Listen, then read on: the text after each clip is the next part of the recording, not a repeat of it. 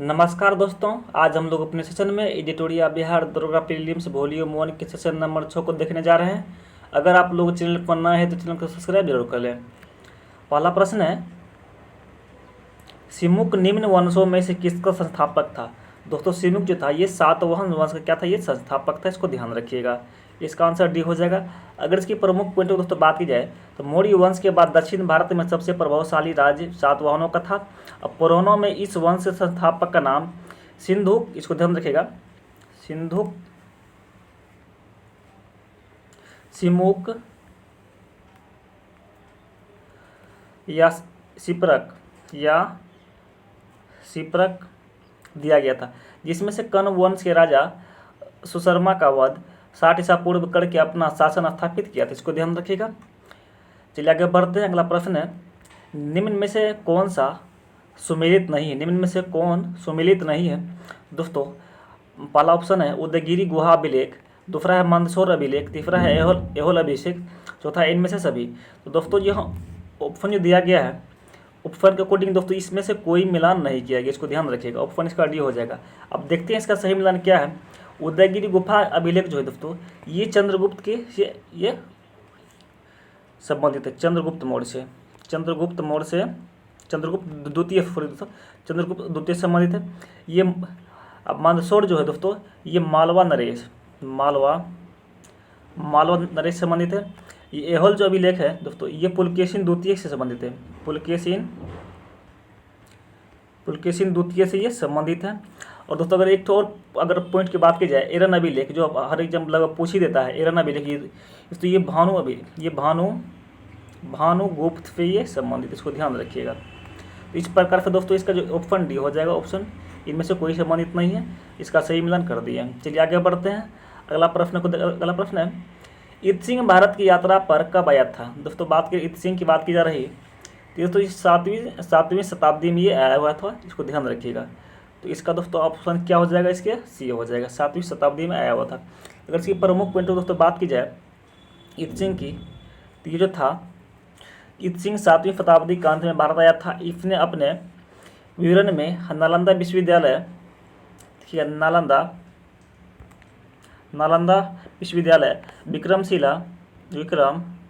विक्रमशिला विश्वविद्यालय तथा अपने समय के भारत का भी वर्णन किया था, इसको ध्यान रखिएगा। तो इसका आंसर दोस्तों सी हो जाएगा, 7वीं शताब्दी में।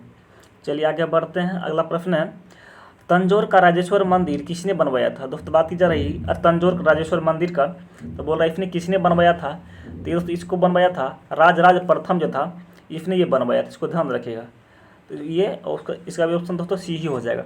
अगर की प्रमुख पॉइंट दोस्तों बात की जाए तो तंजौर स्थित राजेश्वर मंदिर का शिव मंदिर दोस्तों राजराज प्रथम ने बनाया था। यह शैव धर्म का अनुयायी था और चोल साम्राज्य का सर्वाधिक विस्तार राजेंद्र प्रथम के काल में दोस्तों हुआ था। इन्होंने ही गंगेकोट चोल की भी उपाधि धारण की थी, इसको ध्यान रखिएगा। चलिए आगे बढ़ते हैं। अगला प्रश्न है, बोला निम्नलिखित में से अद्वैत वेदांत के अनुसार किसके द्वारा मुक्ति प्राप्त की जा सकती है। दोस्तों बात की जा रही है प्रश्न के अकॉर्डिंग, देखिएगा। तो पूछ रहा है निम्नलिखित में से अद्वैत वेदांत के अनुसार किसके द्वारा मुक्ति प्राप्त की जा सकती है। तो ये ज्ञान के द्वारा ये मुक्ति प्राप्त की जा सकती है, इसका दोस्तों ऑप्शन ए हो जाएगा। तो दोस्तों बात की जिसकी प्रमुख पॉइंटों की, तो अद्वैत वेदांत में ज्ञान धर्म, देखिएगा ज्ञान मार्ग, दोस्तों ज्ञान मार्ग को मोक्ष का साधना स्वीकार किया जाता है और इसकी मान्यता केवल ज्ञान से ही मुक्ति मिलती है, अज्ञान के अभाव में मुक्ति संभव नहीं है। जबकि विशिष्ट द्वैत दर्शन में मुक्ति मार्ग, दोस्तों क्या चीज़, मुक्ति मार्ग को मोक्ष का साधना माना जाता है, इसको ध्यान रखिएगा। इस प्रकार से इसका आंसर दोस्तों ए हो जाएगा, ज्ञान हो जाएगा। आगे बढ़ते अगला प्रश्न है, चंद्रगुप्त द्वितीय के दरबार में 9 रत्नों में से कौन शामिल नहीं थे। दोस्तों बात की जा रही है 9 रत्नों की, बोल रहा है इसमें से कौन शामिल नहीं है। तो देखिएगा कालिदास ये तो है, ये है बेताल भट्ट ये भी है, ये है धनवंतरी भी है, पंतजलि ये दोस्तों नहीं, इसको ध्यान रखिएगा। आज की प्रमुख पॉइंट दोस्तों बात की जाए, चंद्रगुप्त द्वितीय के दरबार में 9 रत्नों में शामिल थे कालिदास, वराहमिहिर, ध्यान रखिएगा वराहमिहिर, घटक पर कटरक पर शंकु, उसके बाद दोस्तों छपनक, वरारुचि, बेताल, भट्ट और धनवंतरी और अमर सिंह दोस्तों ये नवरत्न इसमें शामिल थे, इसको ध्यान रखिएगा। और दोस्तों बात की जा रही अब पतंजलि शुंगों के दरबार में रहते थे, इसको ध्यान रखिएगा। पतंजलि की दोस्तों बात की जा रही, ये पतंजलि जो है तो ये शुंग के दरबार में रहते थे, इसको ध्यान रखिएगा। ये शुंग के द्वार में ये रहते थे। तो इस प्रकार से इसका ऑप्शन दोस्तों डी हो जाएगा, पतंजलि नहीं रहते थे नवरत्न में। अगला प्रश्न है, किस वायसराय के समय में बिहार में भारतीय राष्ट्रीय कांग्रेस का द्वितीय अधिवेशन गया में संपन्न हुआ था? दोस्तों बात की जा रही है राष्ट्रीय कांग्रेस का द्वितीय अधिवेशन बोला गया में संपन्न किस समय संपन्न हुआ था? ये लॉर्ड रीडिंग के दोस्तों समय में ये संपन्न हुआ था, इसको ध्यान रखिएगा। ये लॉर्ड रीडिंग जो है इसके समय में ऑप्शन डी के अनुसार इसके समय में ये हुआ था। अगर इसी कार्यकाल की दोस्तों बात की जाए तो कार्यकाल जो था 1921 से लेकर 26 के बीच इसका कार्यकाल रहा था। और इसके समय में दोस्तों घटना की दोस्तों बात की जाए तो 1921 में मोपला विद्रोह हुआ था। मोपला विद्रोह दोस्तों 1921 में हुआ था। और 1922 में चोरी कांड 1922 में ध्यान देखिएगा, 1922 में चोरी कांड हुआ था। और 1923 में मोतीलाल नेहरू एवं चित्तरंजन दास ने इलाहाबाद में स्वराज पार्टी की स्थापना की थी, इसको ध्यान रखिएगा। इसके ये प्रमुख काल के समय ये घटना हुए थे। चलिए आगे बढ़ते हैं। अगला प्रश्न है देख रहा, प्रमुख विद्रोह एवं उसके नेतृत्व का सही मिलान कीजिए। दोस्तों बात की जा रही है तो बोल रहा है कि फकीर विद्रोह का दोस्तों कार्यकाल जो है ये 1776 से लेकर 1775 ये दोस्तों सही है। भील विद्रोह 1825 से लेकर 1831 ये भी सही है। और चुआरो विद्रोह ये 1795 ये भी सही है। और चेरे विद्रोह ये 1800। तो इस अनुसार से दोस्तों देख रहे हैं तो फकीर विद्रोह की दोस्तों बात की जाए तो मजनू साहिब एवं चिराग अली एक का ये भी सही है। भील विद्रोह तो ये सेवाराम ये भी दोस्तों सही है।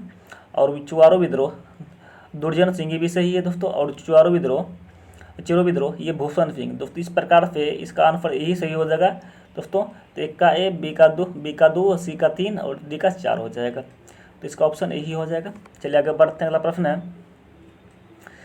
रैयतवाड़ी व्यवस्था के संबंध में कौन सा कथन असत्य है? दोस्तों बात की जाए रैयतवाड़ी व्यवस्था के बारे में तो रैयतवाड़ी व्यवस्था जो है ये ऑप्शन दिया गया है, इसे मद्रास में बंगाल के प्रेसिडेंसी के हिस्से में पेश किया गया था। अगला विकल्प पढ़ते हैं। अगला विकल्प है, तो यह थॉमस मुनरो का मौलिक विचार था। इस व्यवस्था में किसानों में सीधा लगान लिया जाता था और इस व्यवस्था में किसानों को भूमि का स्वामी बना दिया गया था। तो दोस्तों ये सभी के सभी दोस्तों क्या ये सभी के सभी दोस्तों सही है। तो इस प्रकार से दोस्तों इसका आंसर डी हो जाएगा, इसको ध्यान रखिएगा।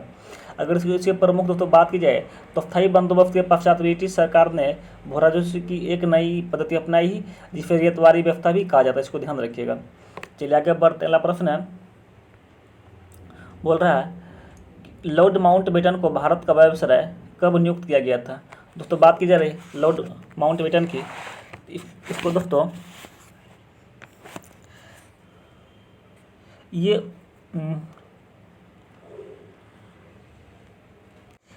तो 1943, 1945, 1946 इनमें से दोस्तों कोई नहीं हो जाएगा इसका।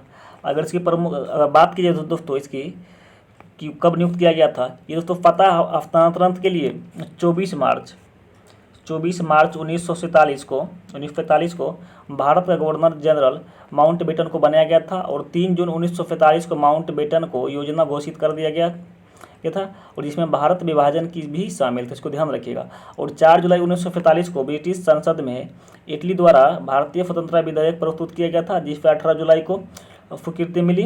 और इसी विधेयक के अनुसार भारत और पाकिस्तान दोनों राष्ट्रों में टूट गया था। तो इस प्रकार से दोस्तों क्या हो जाएगा इसका 1945 हो जाएगा। 24 मार्च 1945 का नियुक्ति वर्ष हो जाएगा। तो इसका ऑप्शन डी हो जाएगा, इनमें से कोई नहीं। आगे बढ़ते अगला प्रश्न है, महात्मा गांधी ने 1943 में मुख्य रूप से किसके लिए उपवास किया था? दोस्तों बात की जा रही है किसके लिए उपवास किया था। दोस्तों भारत छोड़ो आंदोलन के दौरान ब्रिटिश सरकार की हिंसा के खिलाफ यह प्रदर्शन किया था। तो इसका ऑप्शन यही हो जाएगा। चलिए आगे बढ़ते हैं। अगला प्रश्न है, असहयोग आंदोलन के कार्यक्रम में कौन सा कार्य शामिल नहीं था। दोस्तों बात की जा रही है तो असहयोग आंदोलन के समय में कौन सा कार्य पूछ रहा है कि शामिल नहीं था। तो पढ़ते हैं विकल्प, देखते हैं दोस्तों। ये सरकारी कामकाज का बहिष्कार, तो ये भी दोस्तों सही है। सरकारों को पुरस्कार लौटाना, ये भी सही दोस्तों। अब सरकारी शिक्षण संस्थानों का बहिष्कार, ये भी सही है। संवैधानिक साधनों के माध्यम से स्वरोजगार प्राप्त करना, दोस्तों ये दोस्तों गलत है। तो इस प्रकार से दोस्तों 4 गलत है, बाद बाकी तीनों ऊपर का सही है, ऊपर वाला। चलिए आगे बढ़ते हैं। अगला प्रश्न है भारतीय संविधान में राष्ट्रपति द्वारा संयुक्त अधिवेशन निम्न में से किस विधेयक के संदर्भ में बोला जा सकता है। अगर दोस्तों बात की जा रही थी संयुक्त अधिवेशन की, ये जो है साधारण विधेयक किसके द्वारा भी बोला जा सकता है, संविधान के संशोधन विधेयक के तो नहीं होगा, और वित्तीय विधेयक के द्वारा ये, और धन विधेयक के द्वारा हो ही नहीं सकता। तो इस प्रकार से दोस्तों 1 और 3 के द्वारा ये बोला जा सकता है। अगर इसकी प्रमुख पॉइंट दोस्तों बात की जाए तो अनुच्छेद 108 के अनुसार, अनुच्छेद आर्टिकल 108 के तहत राष्ट्रपति को दोनों सदनों के में गतिरोध होने की स्थिति में संयुक्त अधिवेशन बुलाने का अधिकार, इसको ध्यान रखिएगा। तो ये अनुच्छेद 108 के तहत ये सब किया जाता है। चलिए आगे बढ़ते हैं। अगला प्रश्न है 1940 में गठित अंतरिम सरकार में कार्यपालिका परिषद के उप सभापति थे। दोस्तों पूछ रहे कौन थे, तो देखते हैं। तो पहला विकल्प है जवाहरलाल नेहरू, दूसरा है डॉक्टर एस राधाकृष्णन, तीसरा है राजेंद्र प्रसाद, चौथा है JB कृपलानी। दोस्तों ये पहला विकल्प जो है डॉक्टर जवाहरलाल नेहरू, दोस्तों ये सही हो जाएगा। अगर इसकी प्रमुख पॉइंट दोस्तों बात की जाए तो ये 24 अगस्त 1946 को अंतरिम राष्ट्रीय सरकार की घोषणा इस व्यवस्था के साथ की गई कि अंतरिम सरकार 2 सितंबर 1946 को कार्यभार संभालेगी और वायव्सराय इसमें कार्यपालिका परिषद का पदेन अध्यक्ष तथा जवाहरलाल नेहरू को उपाध्यक्ष या उप सभापति बनाया गया था, इसको ध्यान रखिएगा। तो इस प्रकार से दोस्तों इसका आंसर ए हो जाएगा, जवाहरलाल नेहरू हो जाएगा। अगला प्रश्न है भारत के मूल संविधान में राज्यसभा सदस्यों के लिए कार्यकाल निर्धारित किया गया है। दोस्तों कितना कार्यकाल निर्धारित किया गया है, इसमें से दोस्तों 15 का जो हो, इसमें से दोस्तों कोई नहीं हो जाएगा, इनमें से कोई नहीं हो जाएगा। 5 वर्ष, 6 वर्ष, 7 वर्ष। अगर इसकी प्रमुख पॉइंट दोस्तों बात की जाए तो भारतीय मूल संविधान में राज्यसभा के सदस्यों के लिए कोई अवधि निर्धारित नहीं की गई है, इसे संसद पर छोड़ दिया गया है। और तत्पश्चात इस संसद ने जनप्रतिनिधि अधिनियम 1951 के अनुसार 1951 के आधार पर इसकी अवधि 6 वर्ष निर्धारित की गई थी, इसको ध्यान रखिएगा। तो इसमें से कोई नहीं हो जाएगा दोस्तों। चलिए आगे बढ़ते हैं। अगला प्रश्न है निम्नलिखित में से किसमें भारतीय संविधान के अंतर्गत समान नागरिक संहिता का उपबंध शामिल है। दोस्तों बात की जा रही है तो ये नीति निर्देशक तत्व जो है इसके अनुसार ये सब दोस्तों शामिल है, इसका ऑप्शन डी हो जाएगा। और भारतीय संविधान के भाग 4 में, भारतीय संविधान दोस्तों भाग 4 के अनुसार और 4 में अनुच्छेद 36 से लेकर 51 के बीच नीति निर्देशक तत्वों का वर्णन किया गया है। और इसी के अंतर्गत अनुच्छेद 44 में नागरिकों के लिए एक समान नागरिक संहिता लागू करने की बात की गई है। इस प्रकार से दोस्तों इसका आंसर डी हो जाएगा, नीति निर्देशक तत्व अनुच्छेद 44 के अंतर्गत। चलिए आगे बढ़ते हैं। अगला प्रश्न है निम्नलिखित में से किस निकाय का भारतीय संविधान में उल्लेख नहीं है। दोस्तों बात की जा रही तो बोल रहा कि इनमें से कौन सा निकाय का भारतीय संविधान में उल्लेख नहीं किया गया है। तो ये दोस्तों जो ऑप्शन देखिए, कैबिनेट किया गया है, वित्त आयोग किया गया है, अंतर्राज्यीय परिषद किया गया है, बाद बाकी क्षेत्रीय परिषद दोस्तों नहीं किया गया, इसको ध्यान रखिएगा। चलिए आगे बढ़ते हैं। अगला प्रश्न है उच्च न्यायालय के मुख्य क्षेत्राधिकार निम्नलिखित में से कौन सा नहीं है। दोस्तों बात की जा रही कि उच्च न्यायालय के मुख्य क्षेत्राधिकार निम्नलिखित में से कौन सा नहीं है। तो ये परामर्शदायी ये दोस्तों नहीं है, बाद बाकी प्रारंभिक क्षेत्राधिकार, अपीली क्षेत्राधिकार, निरीक्षण क्षेत्राधिकार, ये सब दोस्तों शामिल है। अगर इसकी प्रमुख पॉइंट दोस्तों बात की जाए तो भारतीय संविधान के अनुच्छेद 143 के अनुसार परामर्शदायी क्षेत्राधिकार सिर्फ उच्च न्यायालय के पास है, जबकि प्रारंभिक, अपीलीय एवं निरीक्षक का अधिकार उच्च एवं उच्चतम न्यायालय के दोनों को पास प्राप्त ही होते हैं, इसको ध्यान रखिएगा। आगे बढ़ते अगला प्रश्न है निम्नलिखित में से किस राज्य में विधान परिषद नहीं है। निम्नलिखित में से किस राज्य में विधान परिषद नहीं है। अगर दोस्तों बात की जाए तो वर्तमान में 6 राज्यों के पास विधान परिषद, इसको ध्यान रखिएगा, 6 राज्यों के पास ये विधान परिषद है जो निम्नलिखित है। अगर बात की जाए तो पहला देखिएगा उत्तर प्रदेश, यूपी देखिएगा, यूपी। तीसरा दोस्तों आंध्र प्रदेश, एपी, दोस्तों आंध्र प्रदेश, यूपी, एपी। और दोस्तों महाराष्ट्र, MH, दोस्तों महाराष्ट्र हो गया। दोस्तों बिहार हो गया, बिहार हो गया दोस्तों, तेलंगाना हो गया, तेलंगाना, और दोस्तों ये कर्नाटक हो गया, कर्नाटक। तो ये दोस्तों आप देख लीजिए दोस्तों किसी से पास नहीं, यूपी, उत्तर प्रदेश, आंध्र प्रदेश, महाराष्ट्र, बिहार और दोस्तों तेलंगाना, कर्नाटक, ये सबके पास दोस्तों क्या है, विधान परिषद है। अब दोस्तों इसमें से देखिए आप तमिलनाडु के पास विधान परिषद नहीं, इस प्रकार से दोस्तों इसका ऑप्शन क्या हो जाएगा, डी हो जाएगा। बाद बाकी महाराष्ट्र, कर्नाटक, आंध्र प्रदेश के पास है और तमिलनाडु के पास नहीं, इस प्रकार से इसका ऑप्शन डी हो जाएगा। चलिए आगे बढ़ते, अगला प्रश्न है, पंचायत चुनाव कराने का निर्णय किसके द्वारा लिया जाता है। दोस्तों पंचायत चुनाव बोल रहा है, कराने का निर्णय किसके द्वारा लिया जाता है, तो दोस्तों ये राज्य सरकार के द्वारा ये लिया जाता है, ऑप्शन इसका डी हो जाएगा। और पंचायतों के संविधान को दोस्तों सातवीं अनुसूची में राज्य सूची का विषय माना गया है। और 243 के अनुसार दोस्तों, के अनुसार 243 के अनुसार पंचायतों को चुनाव कराने के निर्णय राज्य सरकार के द्वारा निर्वाचन आयोग के परामर्श से लिया जाता है, इसको ध्यान रखिएगा। तो इसका ऑप्शन दोस्तों सी हो जाएगा। चलिए आगे बढ़ते, अगला प्रश्न है, भारतीय सर्वोच्च न्यायालय के कार्यवाहक मुख्य न्यायाधीश की नियुक्ति करता है। तो दोस्तों कौन सा नियुक्ति करता है, ये राष्ट्रपति दोस्तों नियुक्ति करता है, इसको ध्यान रखिएगा। और अनुच्छेद 126 के अनुसार दोस्तों सर्वोच्च न्यायालय के कार्यवाहक मुख्य न्यायाधीश की नियुक्ति राष्ट्रपति के द्वारा की जाती है। दोस्तों ऐसा तब किया जाता है जब मुख्य न्यायाधीश का पद रिक्त हो या वह अपने कर्तव्यों का निर्वहन करने में असमर्थ हो, इसको ध्यान रखिएगा। तो ये दोस्तों अनुच्छेद 126 के अंतर्गत ये सब किया जाता है। तो आगे बढ़ते हैं, अगला प्रश्न है, निम्नलिखित में से कौन सा संविधान संशोधन 8वीं अनुसूची में के भाषा से संबंधित नहीं है। दोस्तों बात की जा रही है कौन सा भाषा दोस्तों नहीं है, तो 36वां संविधान संशोधन 1975 ये संबंधित नहीं है। बाद में दोस्तों 21वां संविधान संशोधन 1967 ये संबंधित है। 71वां संविधान संशोधन 1992 ये भी सही है दोस्तों। और 92 संविधान संशोधन 2003 ये भी सही है दोस्तों। बात की जाए 36वां संविधान संशोधन के अंतर्गत दोस्तों सिक्किम को भारत का 22वां राज्य बनाया गया था। और दोस्तों इसके अनुसार जो है ये सिक्किम को 22वां राज्य बनाया गया था। तो इस प्रकार से दोस्तों ये भी गलत है, बाद बाकी सभी सही है। आगे बढ़ते हैं, अगला प्रश्न है, एशियाई जंगली गधा कहाँ पाया जाता है। प्रश्न दोस्तों एशियाई जंगली गधा कहाँ पाए जाते हैं, ये दोस्तों कच्छ के रण जो दोस्तों गुजरात में है ये यहाँ पाए जाते हैं, इसको ध्यान रखिए। इसका ऑप्शन सी हो जाएगा, कच्छ के रण गुजरात में। अगला प्रश्न है, विश्व मौसम विज्ञान संगठन का मुख्यालय कहाँ स्थित है। दोस्तों बात की जा रही है विश्व मौसम विज्ञान संगठन का मुख्यालय दोस्तों कहाँ है, तो दोस्तों ये जेनेवा में स्थित है, इसको ध्यान रखिए। इसका ऑप्शन बी हो जाएगा। और विश्व मौसम विज्ञान संगठन का दोस्तों मुख्यालय जो है ये स्विट्जरलैंड जेनेवा में स्थित है। और यह दोस्तों यूएनओ का एक इकाई है, यूएनओ की इकाई है। और इसकी स्थापना दोस्तों बात की जाती है 1950 में इसकी स्थापना की गई थी, इसको भी ध्यान रखिएगा। अगला प्रश्न है, किस बायोम में सबसे कम तापांतर पाया जाता है।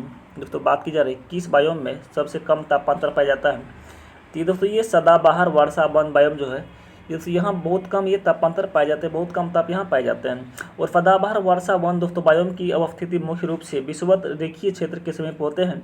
और जिस कारण दोस्तों यहाँ वर्षा प्रचुर मात्रा में दोस्तों यहाँ वर्षा होती है। और दोस्तों जो तापांतर को कम रखने के लिए उत्तरदायी कारक होते हैं। और इस वन बायोम के अंतर्गत अमेजन बेसिन, अमेजन, कांगो इत्यादि क्षेत्र इसके अंतर्गत आते हैं, इसको ध्यान रखिएगा। चलिए आगे बढ़ते हैं, अगला प्रश्न है,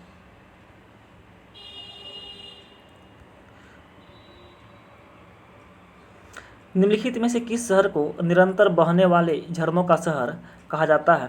दोस्तों बात की जा रही है निम्नलिखित में से किस शहर को निरंतर बहने वाले झरनों का शहर दोस्तों कहा जाता है, माना जाता है। इस प्रकार से दोस्तों देखिएगा, तो ये क्वीटो जो दोस्तों क्वीटो तो इसको ये माना जाता है, इसको ध्यान रखिएगा। और दोस्तों निरंतर बहने वाले झरनों का शहर दोस्तों क्वीटो इक्वाडोर में। और दोस्तों ये कहाँ है, ये इक्वाडोर में है, इक्वाडोर में ये स्थित, इसको ध्यान रखिएगा। दोस्तों क्वीन ऑफ एड्रियाटिक जो दोस्तों है, क्वीन ऑफ एड्रियाटिक ये दोस्तों ये कहाँ है, वेनिस में है। और दोस्तों एंटीलीज का मोती जो है ये दोस्तों क्यूबा में, इसको ध्यान रखिएगा। एंटीलीज का मोती जो है मोती ये क्यूबा में है। और हवा वाला शहर और गार्डन सिटी दोस्तों ये कहाँ है, शिकागो में है, इसको ध्यान रखिएगा। हवा वाला शहर या गार्डन सिटी कहाँ है, ये शिकागो यूएसए में है, इसको ध्यान रखिएगा। आगे बढ़ते अगला प्रश्न है, गोल्फ की गेंद का वजन कितना होता है।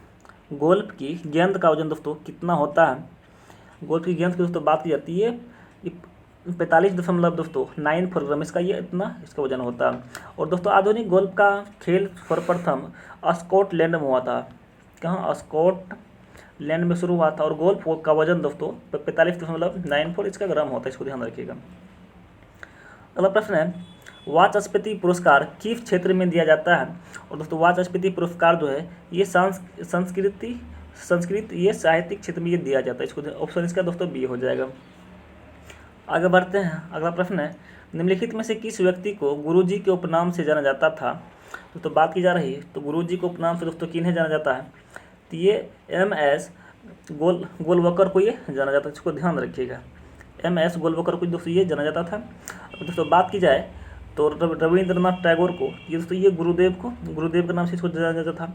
और दोस्तों उसके बाद दोस्तों मदन मोहन मालवीय को दोस्तों महामना के नाम पर जाना जाता था। महामना के नाम पर जाना जाता था। और दोस्तों बात की जाए चक्रवर्ती राजगोपालचारी की, तो ये दोस्तों ये राजा जी के नाम से इसको जाना जाता था। राजा जी के नाम से इन्हें जाना जाता था।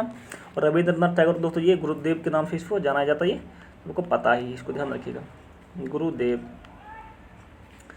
आगे बढ़ते हैं। अगला प्रश्न है, लीम और नुरालीम किस राज्य का प्रमुख नृत्य है? दोस्तों बात कीजिए तो लीम और नुरालीम की दोस्तों किस राज्य का प्रमुख नृत्य है? तो ये नागालैंड की प्रमुख नृत्य, इसको ध्यान रखिए। इसका ऑप्शन दोस्तों डी हो जाएगा। और दोस्तों बात कीजिए मेघालय की दोस्तों, तो मेघालय में लाहो और बंगला, मेघालय में जो है लाहो और बंगला ये प्रमुख दोस्तों यहाँ क्या नृत्य है। और दोस्तों गुजरात की बात की जाए तो यहाँ के दोस्तों गरबा डांडिया यहाँ के प्रमुख नृत्य हैं। दोस्तों बात की राजस्थान की दोस्तों, राजस्थान में यहाँ के दोस्तों झूमर गणगौर यहाँ के प्रमुख नृत्य, इसको ध्यान रखिएगा। चलिए आगे बढ़ते हैं। अगला प्रश्न है, केंद्रीय खनन अनुसंधान संस्थान कहाँ स्थित है? ये धनबाद में स्थित, इसको ध्यान रखिएगा। ये झारखंड के धनबाद में ये स्थित, इसको ध्यान रखिएगा। और भारतीय ला अनुसंधान संस्थान दोस्तों कहाँ? ये रांची में है। ला संस्थान दोस्तों है, ला अनुसंधान संस्थान जो ये दोस्तों रांची में है। और दोस्तों बात की जाए तो केंद्रीय ईंधन अनुसंधान संस्थान ये जलगोरा में, ये जलगोरा में है। और दोस्तों प्लाज्मा अनुसंधान संस्थान दोस्तों बात की जाती है गांधीनगर में। और दोस्तों राष्ट्रीय समुद्री विज्ञान संस्थान की दोस्तों बात की है गोवा में स्थित, इसको ध्यान रखिएगा। चलिए आगे बढ़ते हैं। अगला प्रश्न है, राष्ट्रीय भारतीय औद्योगिक विकास बैंक की स्थापना कब की गई थी? दोस्तों IDBI की दोस्तों बोल रही की स्थापना कब की गई थी? इसकी स्थापना की दोस्तों बात की जाती है 1964 में इसकी स्थापना की गई थी, 1964 में। और दोस्तों भारतीय विकास परिषद दोस्तों इसकी और कार्य तो अगर इसकी कार्य की बात की जाए तो औद्योगिक उद्देश्यों के सभी स्तरों का वित्त पोषण और आधारभूत उद्योग को प्रोत्साहन देना इसका मुख्य कार्य होते हैं। तो इस प्रकार से दोस्तों क्या 1964 इसका आंसर हो जाएगा। आगे बढ़ते अगला प्रश्न है, मेघालय के नए राज्यपाल कौन बनाए गए हैं? दोस्तों बात की जाए तो मेघालय की बोल रहे कि नए राज्यपाल कौन बनाए गए हैं, तो इसके दोस्तों P चौहान को इसके मेघालय की दोस्तों राज्यपाल बनाएंगे, इसको ध्यान रखिएगा। तो इसका ऑप्शन दोस्तों बी हो जाएगा। अगला प्रश्न है, सेली ऐप को किस राज्य सरकार के द्वारा जारी किया गया है? बोला कि सेली ऐप जो है इसको किस राज्य सरकार के द्वारा लॉन्च किया गया है? तो ये केरला सरकार के द्वारा इसको लॉन्च किया गया, ऑप्शन इसका डी हो जाएगा। और फेली ऐप को दोस्तों केरला सरकार द्वारा लॉन्च किया गया है। और इस ऐप को जारी करने को उद्देश्य राज्य के लोगों को जीवन शैली को सुधारना है, इसका मुख्य उद्देश्य यही था। अगला प्रश्न है, दस्तलिक फॉर युद्धाभ्यास 2023 का आयोजन कहाँ किया गया है? दस्तलिक युद्धाभ्यास 2023 का बोलना का आयोजन दोस्तों कहाँ किया गया है? इसका आयोजन दोस्तों उत्तराखंड में किया गया, इसको ध्यान रखिएगा। और दोस्तों ये 2023 में इसका आयोजन पिथौरागढ़ राजस्थान में भी किया गया था, इसको ध्यान रखिएगा। अगला प्रश्न है, जल संरक्षण पर पहला अखिल भारतीय शिखर सम्मेलन का आयोजन नई दिल्ली में किया गया, इसका मुख्य विषय था दोस्तों क्या था? इसका विषय दोस्तों बात की जाए तो इसका मुख्य विषय था वाटर विजन एट 2047 का मुख्य विषय यही था, इसका ऑप्शन दोस्तों ये हो जाएगा। चलिए आगे बढ़ते हैं। अगला प्रश्न है, अर्जुन अवार्ड 2022 से सम्मानित श्री अमित का संबंध किस खेल से है? और खेल की दोस्तों बात कीजिए तो इसका खेल जो है ये बॉक्सिंग इसका प्रमुख खेल, इसको ध्यान रखिएगा। इसका ऑप्शन दोस्तों क्या हो जाएगा, ये हो जाएगा। और अर्जुन अवार्ड 2022 में सम्मानित श्री अमित का सम्मान दोस्तों बॉक्सिंग खेल से है। और 2022 में कुल 25 खिलाड़ी को अर्जुन अवार्ड से सम्मानित किया गया था दोस्तों। और अर्जुन अवार्ड विजेता को 15 लाख रुपये दिया जाता है, इसको ध्यान रखिएगा। 15 लाख रुपये इसको दिए जाते हैं। आगे बढ़ते हैं, अगला प्रश्न है, राजा राम मोहन राय पुरस्कार 2023 से किसे सम्मानित किया गया है। बोल रहा राजा राम मोहन राय सम्मानित से बोल रहा किसे सम्मानित किया गया है। अगर दोस्तों इसकी बात की जाए तो ये बी के प्रसाद को सम्मानित किया गया, इसको ध्यान रखिए। इसका ऑप्शन दोस्तों क्या हो जाएगा, बी हो जाएगा। चलिए आगे बढ़ते हैं, अगला प्रश्न है, बोल रहा है राष्ट्रमंडल खेल 2022 में सबसे कम उम्र के एथलीट कौन थे। राष्ट्रमंडल खेल में सबसे कम उम्र के दोस्तों पूछ रहे हैं कि एथलीट कौन थे। अगर इसकी बात की जाए दोस्तों तो ये अनाहत सिंह जो है, अनाहत सिंह को दोस्तों ये सबसे कम उम्र की ये खिलाड़ी थे, इसको ध्यान रखिएगा। और दोस्तों राष्ट्रमंडल खेल 2022 में दोस्तों भारत के तरफ से सबसे कम उम्र के एथलीट अनाहत सिंह थे। और इसका संबंध दोस्तों स्वीकेस खेल से है और स्वीकेस खेल से है। और राष्ट्रमंडल खेल 2022 का आयोजन दोस्तों ये बर्मिंघम इंग्लैंड में दोस्तों किया गया, इसको ध्यान रखिएगा। ये इंग्लैंड में किया गया था। चलिए आगे बढ़ते हैं, अगला प्रश्न है, किस खिलाड़ी के नाम पर रायबरेली स्थित हॉकी स्टेडियम का नाम रखा गया है। तो बात की जाए तो ये रानी रामपाल के नाम पर यह रखा गया, इसको ध्यान रखिएगा। इसका ऑप्शन दोस्तों क्या हो जाएगा, इसका ऑप्शन सी हो जाएगा, रानी रामपाल। और रायबरेली स्टेडियम का दोस्तों नाम दोस्तों रखा गया है। और ये अब वर्तमान में भारतीय हॉकी महिला की टीम की कप्तान भी है, इसको ध्यान रखिएगा। आगे बढ़ते अगला प्रश्न है, वर्ष 2023 में किसे एबल पुरस्कार हेतु चुना गया है। दोस्तों बात की जाए एबल पुरस्कार से किसे चुना गया है तो ये लुइस कैफेरेली को ये चुना गया, इसको ध्यान रखिए। तो इसका ऑप्शन दोस्तों क्या हो जाएगा, बी हो जाएगा। और 2023 में लुइस कैफेरेली को गणित के लिए दोस्तों एबल पुरस्कार हेतु चुना गया है। और यह पुरस्कार नॉर्वे के राजा के द्वारा प्रतिवर्ष गणित के क्षेत्र में दिया जाता है, इसको ध्यान रखिएगा। नॉर्वे के राजा के द्वारा प्रतिवर्ष गणित के क्षेत्र में इसको दिया जाता है, मैथमेटिक्स के क्षेत्र में। अगला प्रश्न है, किसने कॉल बिफोर यू डिग नामक ऐप जारी किया है। तो बात की जा रही है किसी ने बोल रहा है कॉल बिफोर यू डिग नामक ऐप जारी किया है। तो ये नरेंद्र मोदी के द्वारा दोस्तों ये इसका अनावरण किया गया है, इसको लॉन्च किया गया। तो इसका ऑप्शन दोस्तों क्या हो जाएगा, ये हो जाएगा। चलिए आगे बढ़ते अगला प्रश्न है, किस देश में हाल ही में घोड़े यात्रा त्यौहार मनाया जाता है। तो ये नेपाल में प्रतिवर्ष ये माना जाता है, इसको ध्यान रखिए। तो इसका ऑप्शन दोस्तों क्या हो जाएगा, बी हो जाएगा। अगर इसकी प्रमुख पॉइंट दोस्तों बात की है तो मार्च 2023 में नेपाल में घोड़े यात्रा त्यौहार को मनाया गया है। और इसका आयोजन नेपाल के ललितपुर में मनाया गया है, ललितपुर में मनाया गया है, किया गया है। अगला प्रश्न है, अंतर्राष्ट्रीय वन दिवस 2021 का थीम क्या था। दोस्तों ध्यान रखिएगा 2021 की बात की जा रही है। इसका जो मुख्य थीम था फॉरेस्ट एंड हेल्थ, इसका यही एक मुख्य थीम था, फॉरेस्ट एंड हेल्थ, इसका यही प्रमुख थीम था। इसका ऑप्शन दोस्तों क्या हो जाएगा, यही हो जाएगा, आंसर इसका यही हो जाएगा। और अंतर्राष्ट्रीय वन दिवस प्रतिवर्ष 21 मार्च को दोस्तों माना जाता है, 21 मार्च को माना जाता है। और इसका विषय फॉरेस्ट एंड हेल्थ था।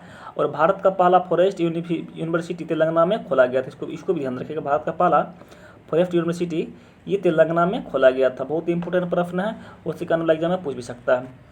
दोस्तों आप लोग को नॉन स्टॉप पढ़ाए जा रहे हैं, हो सके आप लोग को पसंद है तो चैनल को सब्सक्राइब जरूर कर लें ताकि अगला वीडियो सबसे पहले आप तक पहुँचे। अगला प्रश्न है, एनबीडी में नए सदस्य देश के रूप में किसे शामिल किया गया है। दोस्तों बात की जा रही है एनबीडी में पूछ रहे हैं नए सदस्य के रूप में किसे शामिल किया गया है।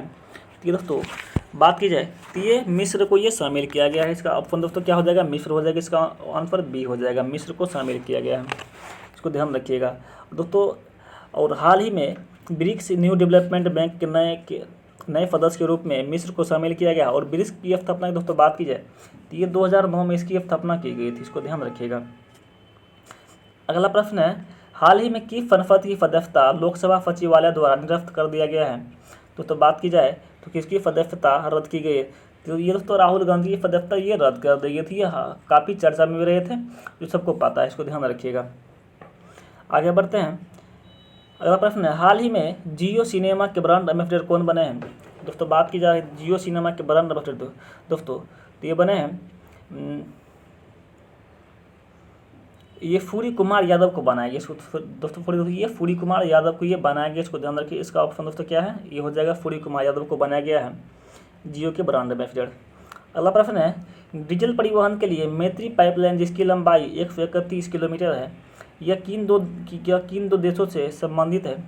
तो दोस्तों बात की जाए तो ये किन दो, ये भारत और बांग्लादेश के दोस्तों ये बीच ये संबंधित है, इसको ध्यान रखिएगा।